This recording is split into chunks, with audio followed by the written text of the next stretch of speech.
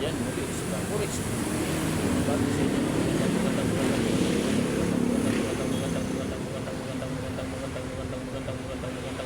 umaga po sa ating lahat. July 6, 2025, araw ng Merkulis, Kapuris. Medyo makulimlim ang ating panahon ngayon dahil mayroon na low pressure na naman sa ating area of responsibilities. Kaya ingat po tayo maglalakbay dahil tayo pumunta. Lagi natin maalala ng Kapuris. Araw-araw, yan po. Kalimutan natin ng ating mga panangga sa ulan. Kaya po, at kalimutan din po bago tayo malis sa ating pagdasal para sa ating kaligtasan.